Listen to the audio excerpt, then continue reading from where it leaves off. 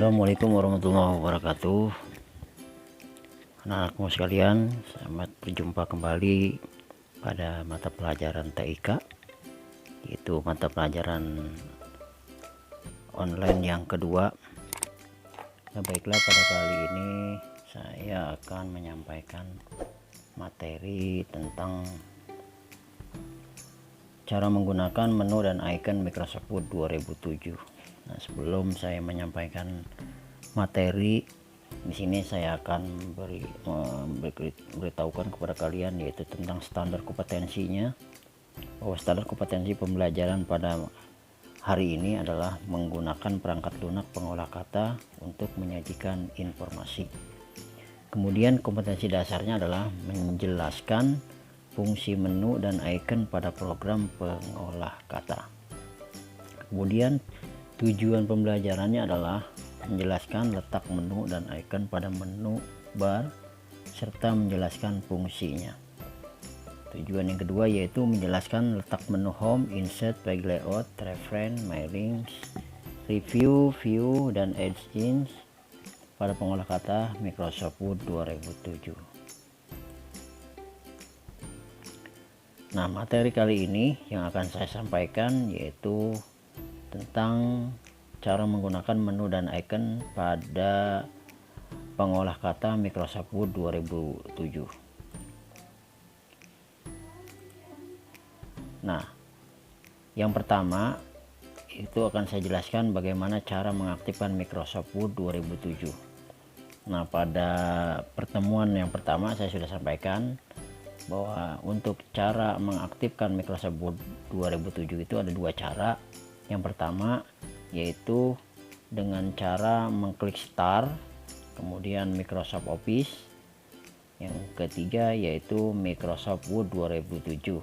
Nah, ini adalah dengan menggunakan menu Start. Nah, ini karena Windows-nya 2010, jadi klik Start, Microsoft Office, Microsoft Word 2007. Nah, kalau kalian menggunakan Windows-nya Windows 7, itu ada langkah satu lagi ya yang akan kalian praktekkan, yaitu setelah klik Start ada menu All Program.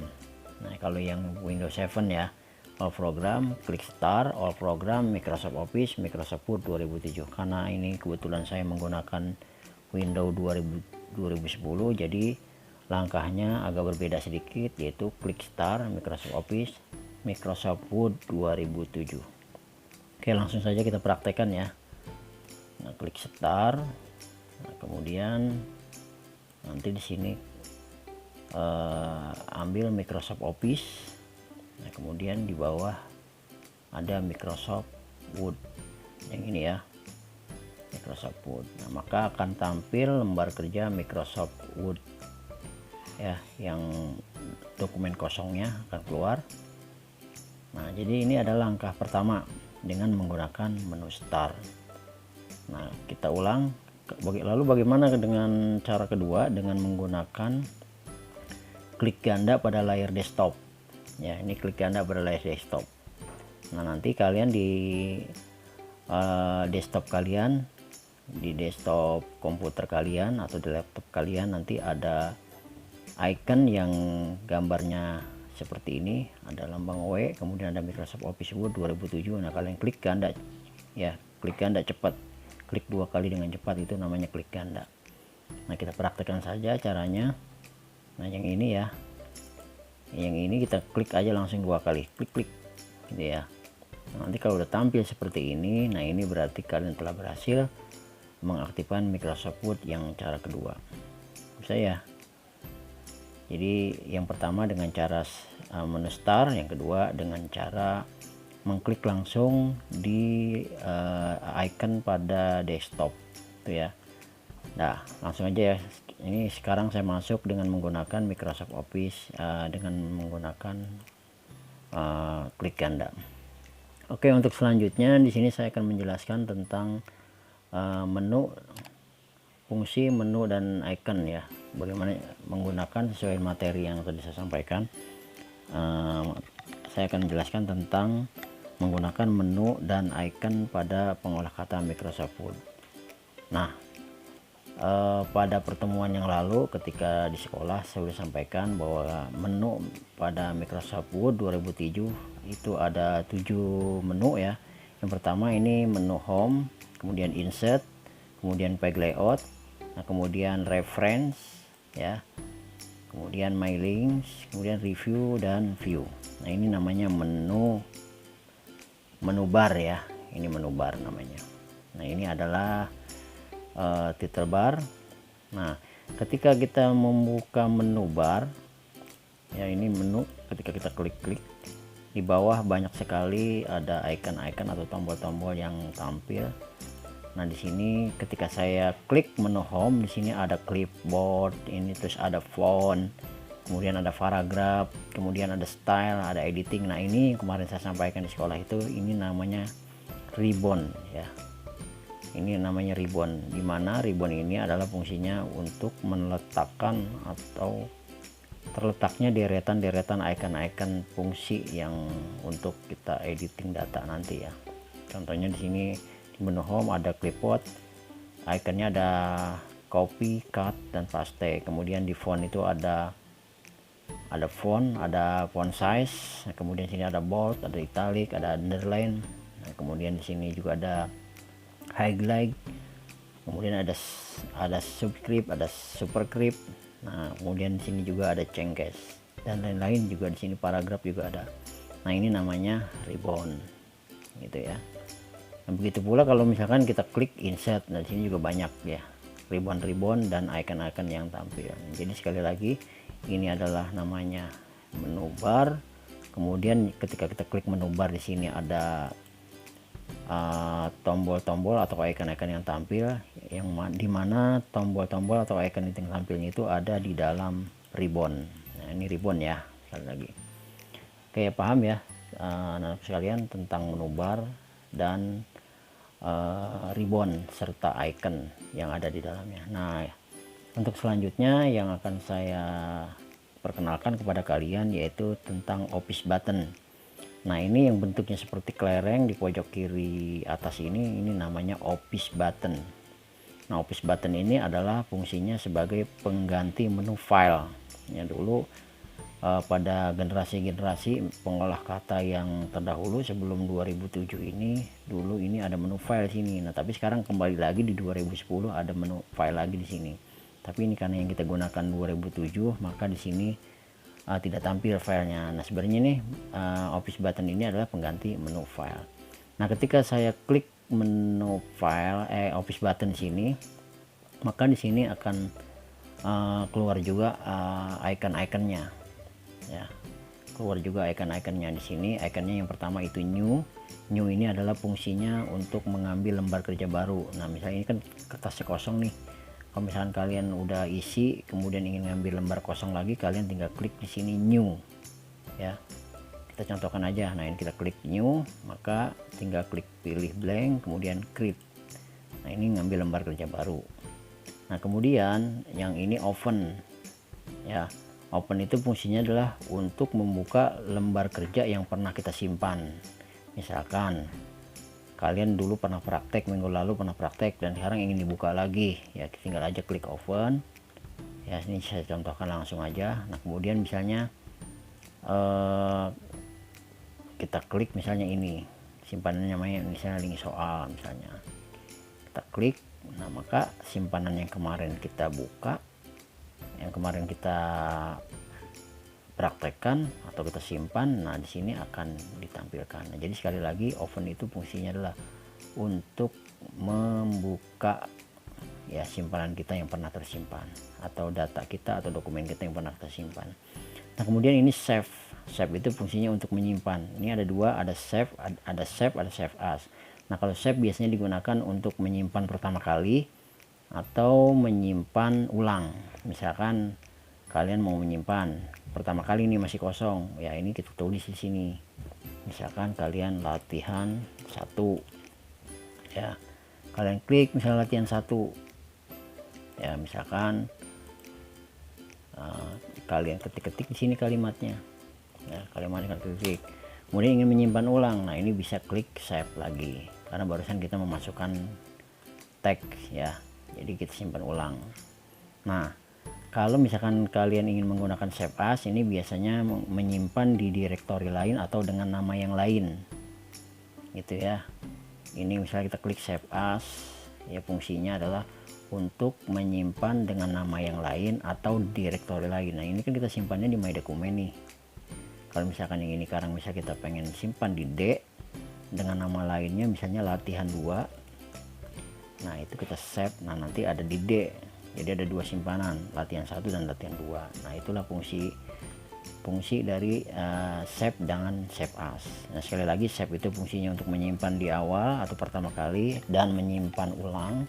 Kemudian save itu apabila kita ingin menyimpan di direktori lain atau dengan nama yang lain, itu ya.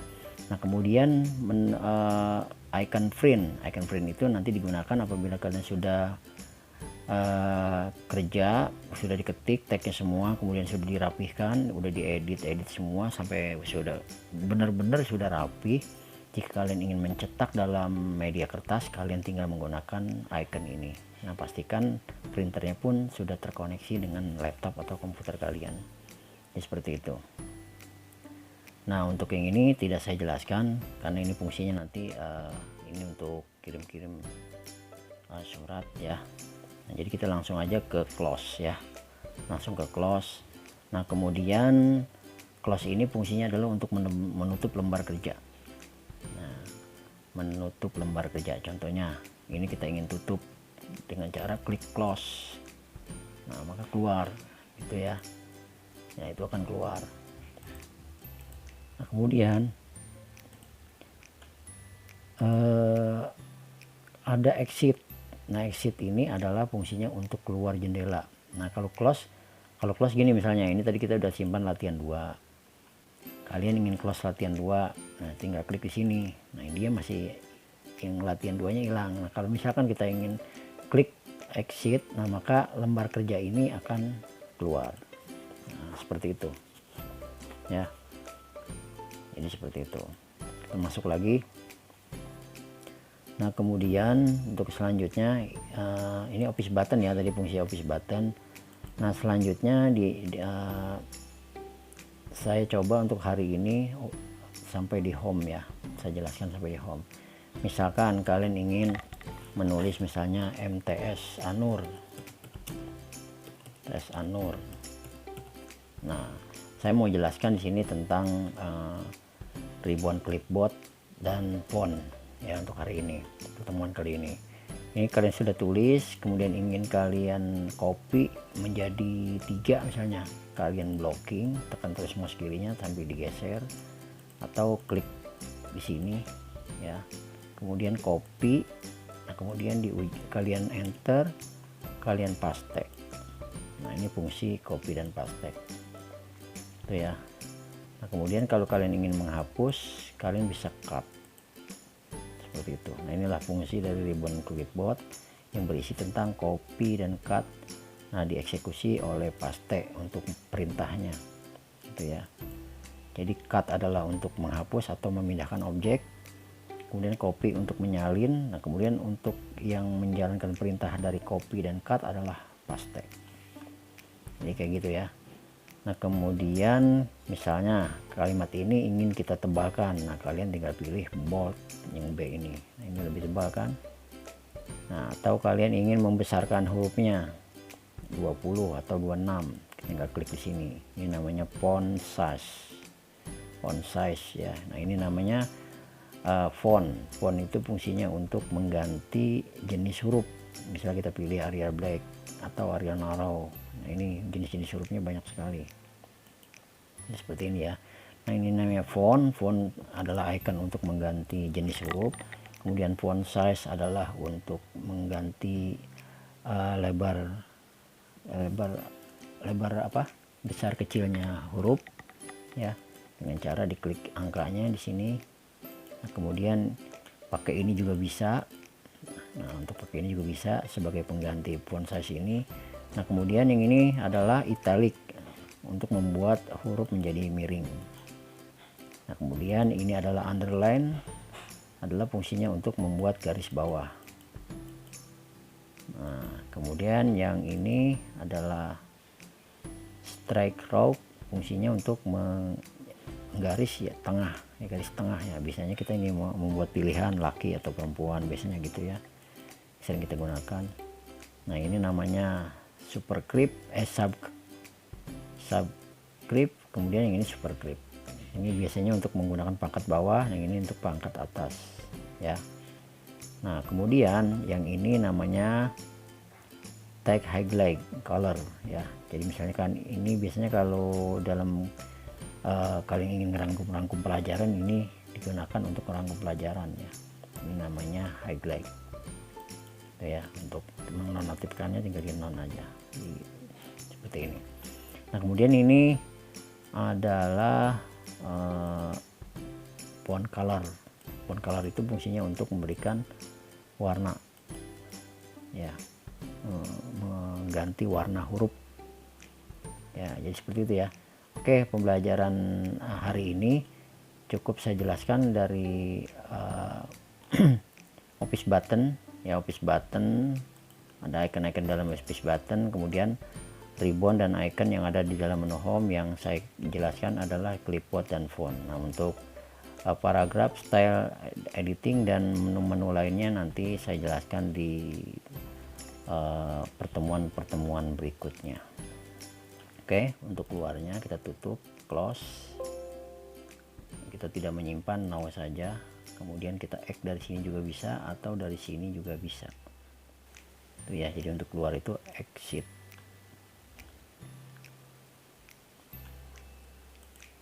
Oke, pertemuan kali ini, untuk pertemuan hari ini cukup sampai di sini. Untuk selanjutnya silakan kalian kerjakan soal latihan yang sudah saya buat di link di lain video ini.